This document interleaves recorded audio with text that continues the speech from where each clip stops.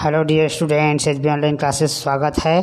Board प्रश्न पत्र 2018 का सॉल्यूशन इसमें करने जा रहे हैं दोस्तों 18 और 19 को, है ना। मैंने पूरी वीडियो में बता चुका है आप लोगों को कि आपको यदि पास होना चाहे कोई परीक्षा हो, ये छत्तीसगढ़ राज्य ओपन स्कूल का है दोस्तों। कक्षा 12वीं का विषय हिंदी है ना। तो चाहे हम सप्लीमेंट्री आए हो, चाहे हम वार्षिक परीक्षा दिला रहे हो, कोई भी प्रकार का परीक्षा यदि हम इस वर्ष दिला रहे हैं तो दोनों के लिए इम्पॉर्टेंट है ये 2018 और 19 का प्रश्न पेपर को पूरा आंसर सहित मैं इसको सॉल्व किया हूँ दोस्तों, है ना। ठीक है, इसको बनाने में मेरे को कम से कम 1 से 2 दिन लगा है क्योंकि क्वेश्चन आंसर ढूंढने में समय लग जाता है ना। इधर उधर से अरेंज करके मैं जो है उसको इकट्ठा जो है एक PDF बनाता हूँ, उसके बाद एक वीडियो बनाता हूँ आप सबके लिए।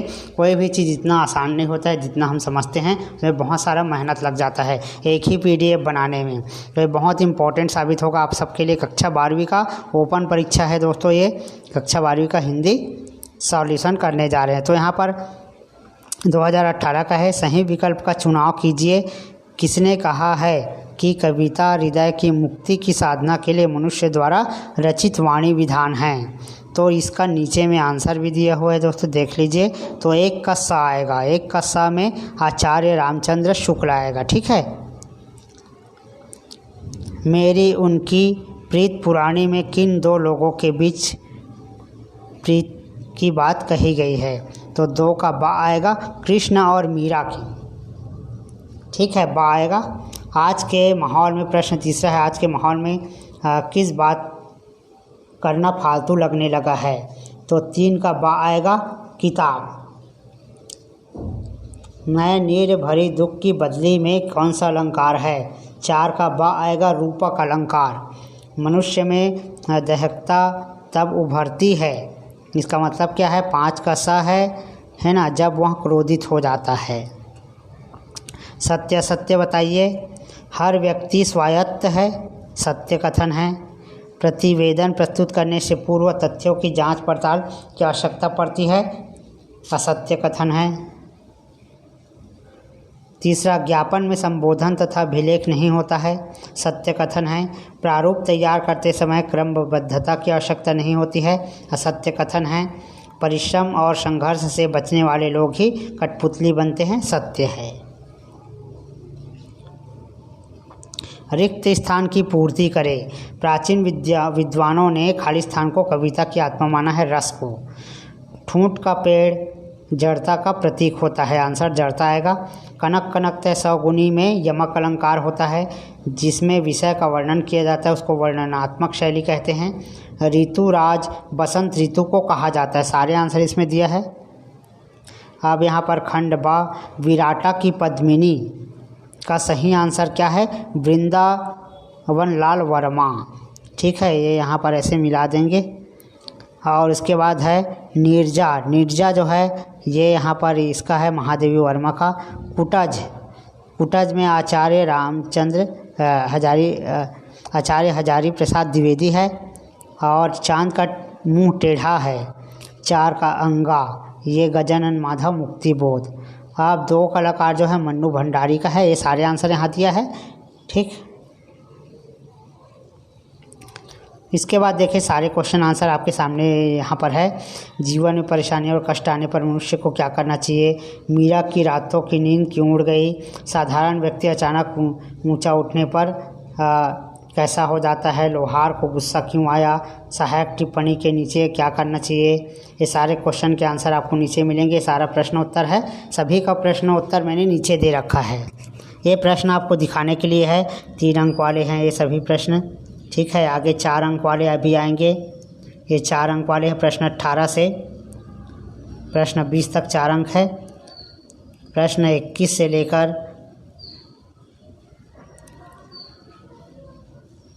24 तक जो है 5 नंबर का है, 25 जो है 10 नंबर का, लास्ट है। इसके बाद देखिए यह निबंध, 2 नंबर का प्रश्न है। यह निबंध किस श्रेणी के निबंध में आता है? तो यह निबंध विचारात्मक और चिंतन प्रधान निबंधों की श्रेणी में आता है। ठीक है, जीवन में परेशानी और कष्ट आने पर मनुष्य को क्या करना चाहिए?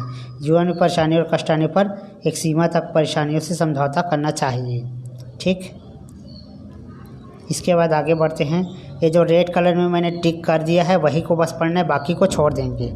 मैं ये बोलना चाह रहा हूँ, देख लीजिए, इसको मैंने टिक किया हुआ है पहले से, बाकी को मैंने टिक नहीं किया है, तो इसको आपको नहीं पढ़ना है क्योंकि ज़्यादा क्वेश्चन आंसर हो जाएगा। ठीक है। कृष्ण के प्रति मीरा को प्रेम किस प्रकार की है? कृष्ण के प्रति मीरा को प्रेम समर्पण का भाव है। मीरा की रातों की नींद क्यों उड़ गई? अपने प्रियतम के विरह के कारण मीरा की रातों की नींद उड़ गई। देखिए, आपको वीडियो को पूरा ध्यान से सुनना होगा, क्योंकि यदि हम नहीं पढ़ सकते हैं तो रात में समय निकालिए, 10 मिनट का वीडियो है और उसको ध्यान से आपको सुनना है ना। आप पुस्तक पढ़ेंगे तो आपको याद नहीं होगा, लेकिन यदि कोई सुना देगा उसी को पढ़ के तो बहुत सारी स्टोरी याद हो जाएगी, है ना। हिंदी को कैसे लिखना है, स्टोरी सहित याद करके, एकदम सेम टू सेम लिखने की आवश्यकता नहीं पड़ती है। अपने मन से जो है ना, वो जो आंसर दिया गया है उसको थोड़ा पढ़ के अपने तरीके से लिखना होता है। ठीक है। इसके बाद आगे देखिए, साधारण व्यक्ति अचानक ऊंचा उठने पर कैसा हो जाता है? साधारण व्यक्ति तुच्छ अचानक उठने पर घमंडी हो जाता है। ठीक। कोई जब व्यक्ति बड़ा बन जाता है तो घमंडी हो जाता है गरीब व्यक्ति। लोहार को गुस्सा क्यों आया? कवि ने लोहार की दुकान में घुसकर उसके औजारों को इधर उधर फेंक दिया, इसलिए लोहार को गुस्सा आ गया। बादल बार बार क्यों सोच रहा था कि बरसूं या नहीं? क्योंकि सूखे या बाढ़ के नाम पर पैसा बटोरने वाले बहुत हो गए, इसलिए बादल सोच रहा था कि मैं बरसूं या नहीं। सहायक टिप्पणी के नीचे हस्ताक्षर करता है या आद्य, तो यहाँ पर आद्य अक्षर कहते हैं। ठीक है। पानी की समस्या पर परियोजना लिखिए। तो पानी की समस्या पर एक परियोजना लिख देना है। पारंपरिक जल स्रोतों का सूखना, जमीन के भीतर का जल का स्तर नीचे होना, जल स्रोतों का प्रदूषित होना, ऐसे पॉइंट वाइज लिख देना है। तरुण वृद्धों से क्या चाहते थे? ठीक है। तो तरुण वृद्धों से आशीर्वाद चाहते थे। इसमें एक ही प्रश्न बस को याद करना है, 2018 लिखा हुआ है। यहाँ पर कविताएं मुस्कुराकर प्यार भरी बातें किससे करना चाहती है? तो कविताएं मुस्कुराकर प्यार भरी बातें कवि से करना चाहती है।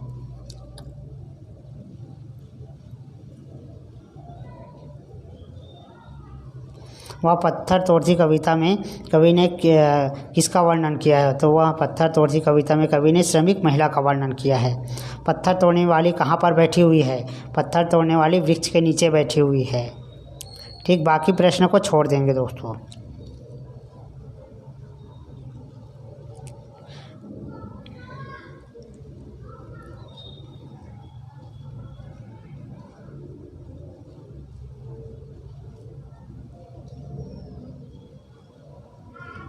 इसके बाद है, भारत माँ के प्रति आक्रोश क्यों था? अपनी प्रतिक्रिया को उचित क्यों नहीं मानते? भारत माँ के प्रति आक्रोश इसलिए था क्योंकि कैकेयी ने राजा दशरथ से भारत के लिए राजगद्दी व राम के लिए वनवास मांगा था। राजगद्दी पर तो बड़े भाई का अधिकार होता है, तो उसे लगा यह सब उनके कारण हुआ था, इसके लिए वह दोषी है। अपनी प्रतिक्रिया को वे उचित नहीं मानते। तुलसी के भाषा शैली की 3 विशेषताएं लिखिए। यहाँ पर बहुत सारी विशेषताएं, कोई भी लिख सकते हैं आप। अब यहाँ पर देखिए, ये वाला प्रश्न है, अनुराधा की सास की 2 विशेषताएं उदाहरण सहित लिखिए। तो यहाँ पर प्रतिव्रत धर्म का पालन करने का उपदेश देती है। ठीक है। नारी समाज की विसंगतियों का विवेचना करती है। ऐसे पॉइंट वाइज आपको समझा देना है। कवि ने क्यों कहा कि ईश्वर को दुनिया के आम आदमी की हवा लग गई है? कवि ने ईश्वर से कष्ट निवारण हेतु निवेदन करते हैं, परंतु भगवान ने उनकी बात को अनसुना कर दिया।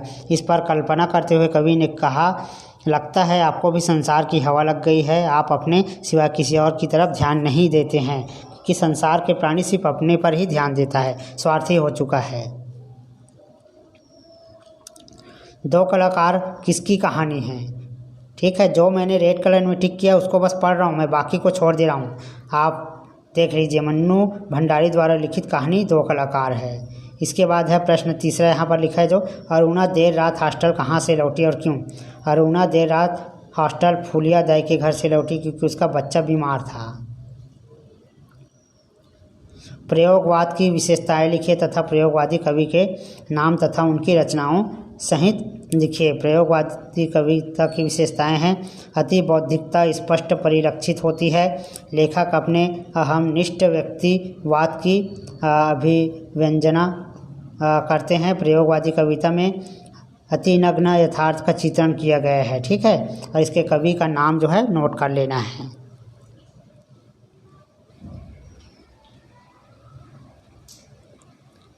तो इसके बाद मुहावरा है दोस्तों, आंखें खुलना, होश में आना, सत्य का ज्ञान होना।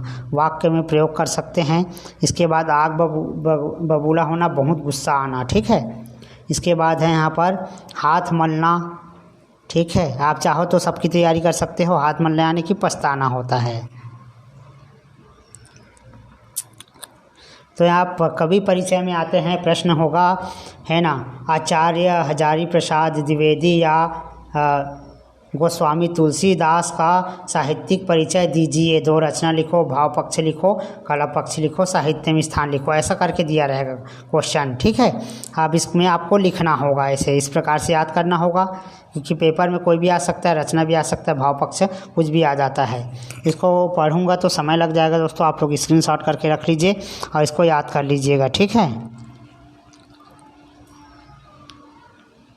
इसके बाद आते हैं रैदास का। ये इम्पोर्टेंट वाले को ही दे रहा हूँ मैं, जो परीक्षा में आ सकता है। ये इम्पोर्टेंट है रैदास का, आप लोग नोट कर लीजिए।